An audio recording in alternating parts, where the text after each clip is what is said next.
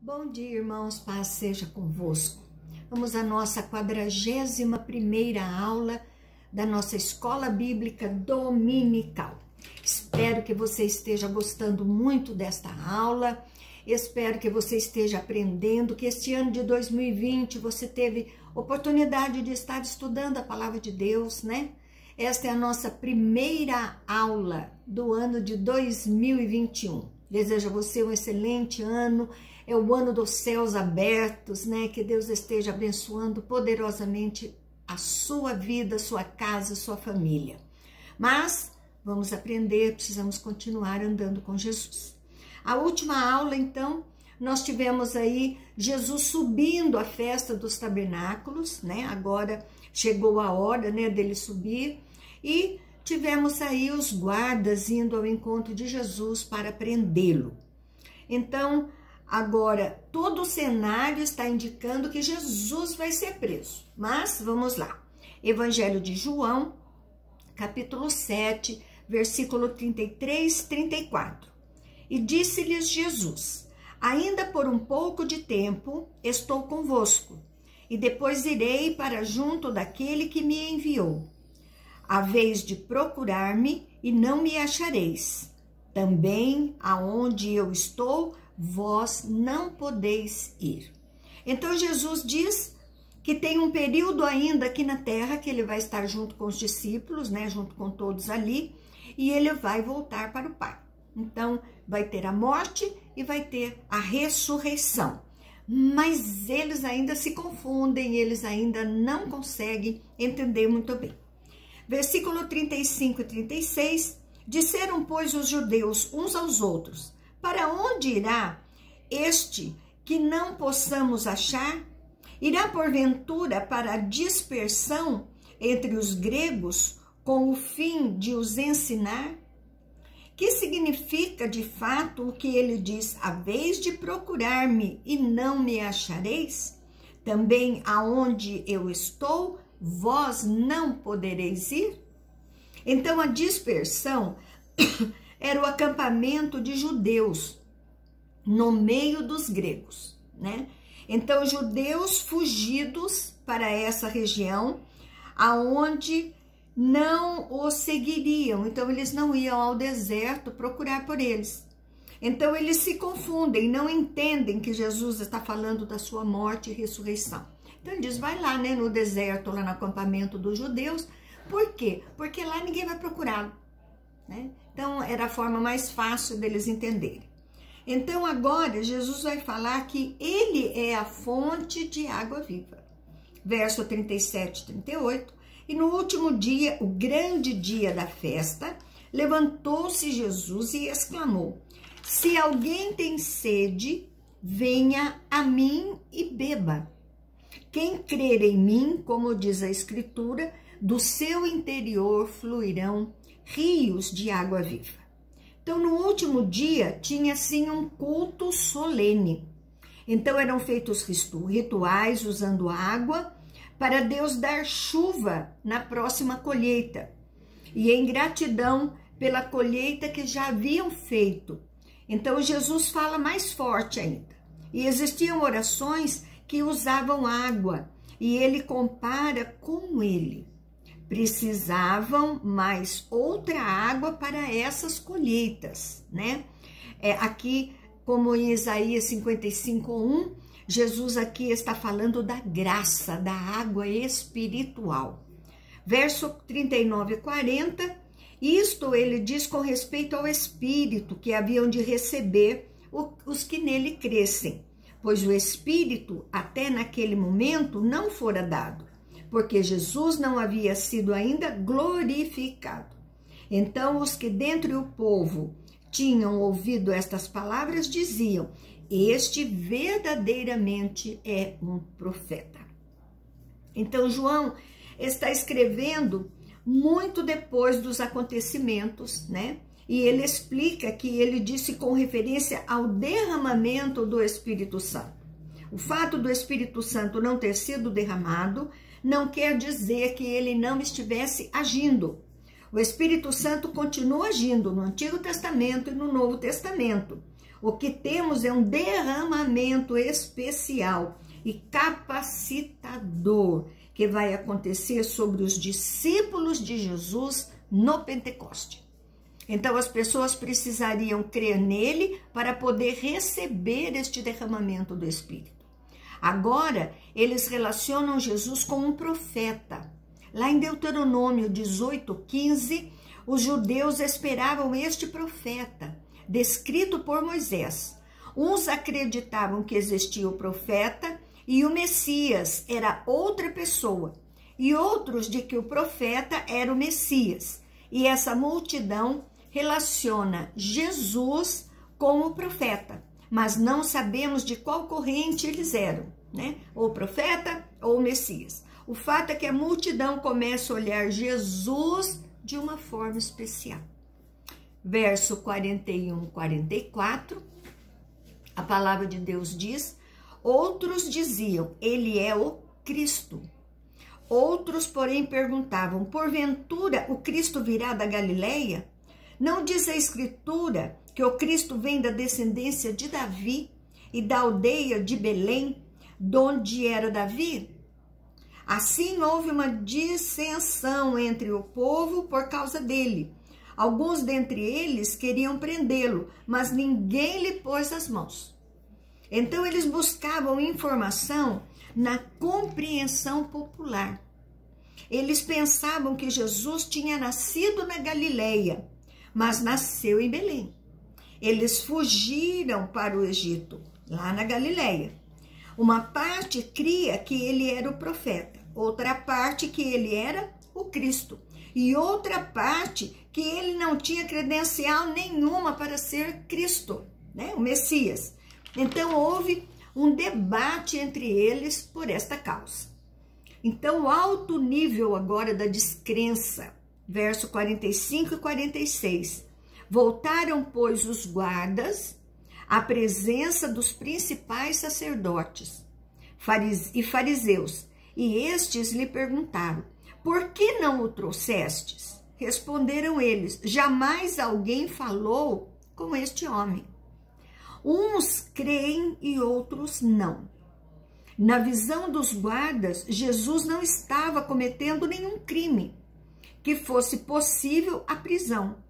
E o que ele falava era surpreendente. Então, eles agora estão começando a ficar curiosos, né? Versículo 47 e 48. Replicaram-lhe, pois, os fariseus, será que também vós fostes enganador? Porventura creu nele alguém dentre as autoridades ou algum dos fariseus? A ideia era de que os fariseus sabiam se era verdade ou não que Jesus era o Messias. Demonstravam que a maioria deles não criam em Jesus. Então eles escondem aqui até o próprio Nicodemos, né? Nós é que sabemos a verdade, eles dizem. E aí, o próprio Nicodemos, né? Ele se esconde no meio dessa história. Verso 49 e 50. Quanto a esta plebe que nada sabe da lei, é maldita. Nicodemos, um deles que antes fora ter com Jesus, perguntou-lhes. Plebe é a multidão. Então considerava a multidão ignorante. E Nicodemos se levanta para questionar. No verso 51 a 53, acaso a vossa lei julga um homem sem primeiro ouvi-lo e saber o que ele fez? Responderam eles, dar-se-á o caso de que também tu és da Galileia? Examina e verás que da Galileia não se levanta profeta. E cada um foi para sua casa. Então não era legal o julgamento que eles estavam fazendo. Ele tinha que ter a chance de se defender, né? E não chamaram Jesus ali para se defender. Então chamaram Nicodemos de ignorante, né? Galileia era uma mesclada, né, de judeus e gentios, considerada ignorante no conhecimento de Deus, e Elias, Jonas eram da Galileia. né? Então, na sequência, Jesus vai continuando a sua missão. Agora, vamos falar da mulher adúltera. No capítulo 8, versículos 1 e 2. Jesus, entretanto, foi para o Monte das Oliveiras e de madrugada voltou novamente para o templo e todo o povo ia ter com ele e assentado os ensinava. Então Jesus continua ensinando, já que os guardas não conseguiram prendê-lo, né? Olha o propósito de Deus aí, né? É tremendo a gente ver a mão de Deus. Verso 3 e 5, os escribas e fariseus trouxeram à sua presença uma mulher surpreendida em adultério e, fazendo-a ficar de pé no meio de todos, disseram a Jesus: Mestre, essa mulher foi apanhada em flagrante adultério e na lei nos mandou Moisés que tais mulheres sejam apedrejadas. Tu, pois, o que dizes? Não desistiram de pegar Jesus. Olha só, olha a maldade da cabeça desse povo. Temos um questionamento aqui para pegar Jesus. Se Jesus dissesse sim, seria um crime, porque ninguém pode apedrejar ninguém sem autorização do Império Romano. E ali são os judeus. Os judeus não tinham autonomia de executar ninguém. Então iria contra Roma. E se Jesus diz não, iria contra a lei na ótica dos fariseus, né? A lei de Moisés dizia o quê? Tem que ser apedrejado. Mas para eles fazerem isso, precisava da autorização de Roma. Então, olha o que eles querem fazer com Jesus. Então, veja que a mulher é pega em adultério. A lei em Levítico 20:10 diz que se um homem adulterar com uma mulher do seu próximo, será morto o adúltero e a adúltera. Então, mais um erro, eles levaram ali só a mulher, cadê o homem? Olha o que o inimigo faz, por isso fique atento. Observe que só levaram a mulher, né? Temos aqui uma manipulação para pegar Jesus. Eles queriam que Jesus errasse, que Jesus falasse errado. Versos 6 e 7, isso diziam eles tentando para terem do que o acusar. Mas Jesus, inclinando-se, escrevia na terra com o dedo, como insistissem na pergunta. Jesus levantou e lhes disse: aquele que dentre vós estiver sem pecado, seja o primeiro que lhe atire a pedra. Vamos ver, né? Vamos fazer aí então. A Bíblia não diz o que Jesus escrevia na terra. Será que era o pecado deles? Será que era a lei correta, né? Para que eles se assustassem?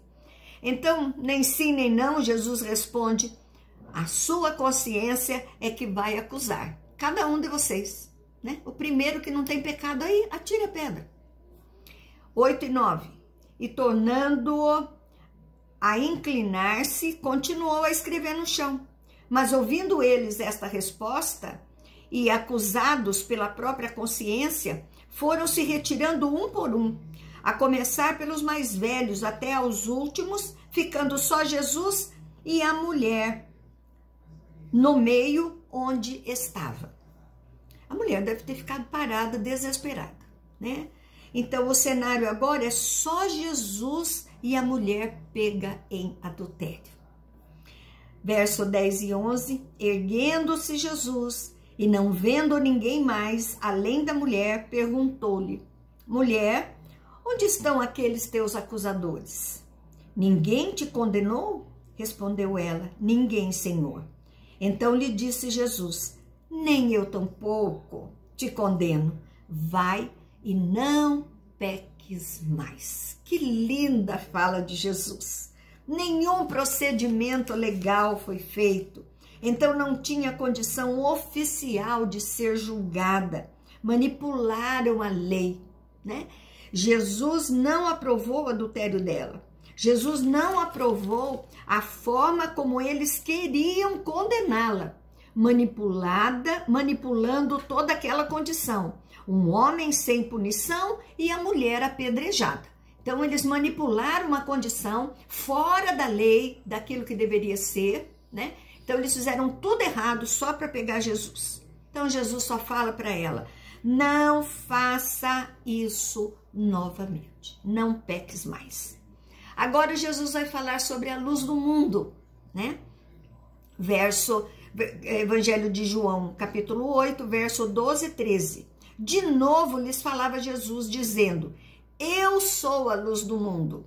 Quem me segue não andará nas trevas. Pelo contrário, terá a luz da vida. Então lhe objetaram os fariseus, tu dás testemunhos de ti mesmo, logo o teu testemunho não é verdadeiro. Né? Fala dele mesmo. Jesus já trabalhou no campo, ali com eles, como sendo o pão vivo que desceu do céu. Agora ele vai mudar o tipo de figura que ele vai utilizar. Então, em João 6, 35, fala do pão da vida. Eu sou. Agora, eu sou de novo a luz do mundo. Então, no capítulo 1 de João, fala muito sobre luz, em comparação com as trevas, símbolo do mundo e da escuridão e do mal. Era comum na festa dos tabernáculos os judeus acenderem velas, que simbolizavam no Antigo Testamento a coluna de fogo que guiava o povo no deserto. E neste contexto, Jesus afirma, eu sou a luz do mundo. Então ele diz que quando as pessoas andam nele, o caminho da salvação é iluminado. Jesus se coloca como sendo o caminho da luz. É que só ele tem a capacidade de mostrar o caminho das trevas para as pessoas que não andam nele. Então Jesus revela que não existe fora dele, fora de Jesus, outro caminho. Então Deuteronômio 19:15, para que o testemunho de algo fosse considerado verdadeiro, tinha que ter mais de uma pessoa testemunhando, não era só ela. Verso 14, 16, respondeu Jesus e disse-lhe, posto que eu testifico de mim mesmo, o meu testemunho é verdadeiro, porque sei de onde vim, para onde vou, mas vós não sabeis de onde venho, nem para onde vou. Vós julgais segundo a carne. Eu a ninguém julgo. Se eu julgo, o meu juízo é verdadeiro, porque não sou eu só, porém eu e aquele que me enviou. Então Jesus explica por que o seu testemunho é verdadeiro. Estamos vendo Jesus construindo os seus ensinos. Ele já tinha falado sobre várias questões com os religiosos e diz, sei de onde vim, para onde vou e quem está comigo. Então, vocês não sabem quem sou nem para onde vou, porque falam e julgam pela carne. Vocês analisam Jesus no aspecto físico e carnal, por isso o julgamento deles era enganoso. Eu a ninguém julgo, diz Jesus, né? Ele está falando de julgamento judicial, estava analisando os fatos. Então Jesus tinha autoridade porque ele não estava só. Era um mais um, né? Ele não estava só. Verso 17 e 18.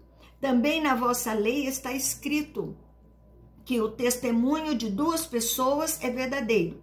E eu testifico de mim mesmo. E o Pai que me enviou também testificará de mim. Ai, que autoridade, que coisa linda. Em Deuteronômio, Jesus traz a lei de novo, lá em 19:15, demonstra que o testemunho é verdadeiro. O Pai testifica na ocasião do batismo de Jesus, sinais e maravilhas que Jesus faz e está com Jesus aprovando tudo que ele faz. Versículo 19 e 20. Então, eles lhe perguntaram, onde está teu pai? E respondeu Jesus, não me conheceis a mim, nem a meu pai. Se conhecesseis a mim, também conhecereis a meu pai. Proferiu ele estas palavras no lugar do gasofilácio, quando ensinava no templo, e ninguém o prendeu, porque não era ainda chegada a sua hora. Então, os fariseus não entendem a explicação de Jesus espiritual. Eles entendem que o pai é José, eles estão falando pela carne, eles estão falando pelo aquilo que eles estão vendo, e querem José para testificar de Jesus, né? Então, Jesus diz que eles estão longe de enxergar esta luz, diz que eles estão nas trevas. Jesus falou lá no verso 12, né? Então, o gasofilácio era um tipo de baú para receber as ofertas todas do templo. Jesus agora defende a sua missão e a sua autoridade. Verso 21 e 22, de outra feita, lhes falou, dizendo, vou retirar-me e vós me procurareis, mas perecereis no vosso pecado. Para onde eu vou, vós não podeis ir. Então diziam os judeus, terá ele, acaso, a intenção de suicidar-se? Porque diz, para onde eu vou, vós não podeis ir? Então, em outro momento, tem mais este embate com os religiosos, os judeus, e o momento em que Jesus se retirar, eles vão perder a oportunidade de serem salvos. Eles estão rejeitando a luz e só resta as trevas para eles. Então, os judeus são religiosos, mas outros grupos, né, de pessoas ali.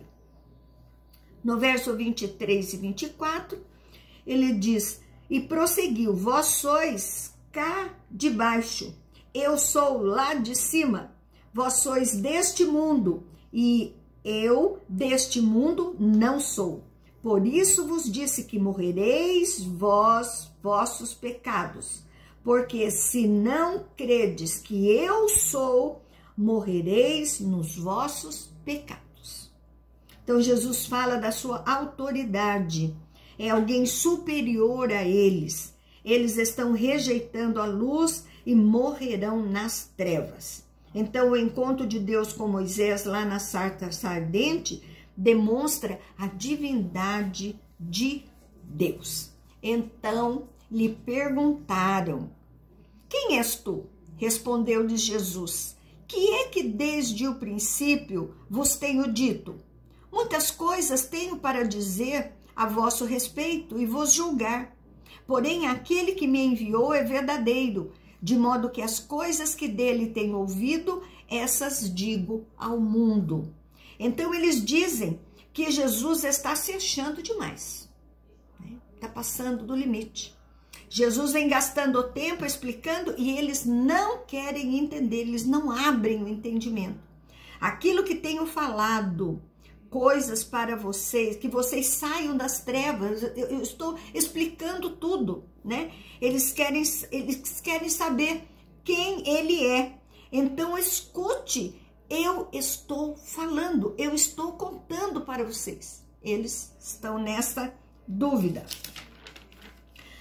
Versículo 27 e 30, eles, porém, não atinaram que lhes falava do Pai. Disse-lhes, pois, Jesus, quando levantardes o Filho do Homem, então sabereis que eu sou, e que nada faço por mim mesmo, mas falo como o Pai me ensinou. E aquele que me enviou está comigo, não me deixou só, porque eu faço sempre o que lhe agrada. E dita estas coisas, muitos creram nele.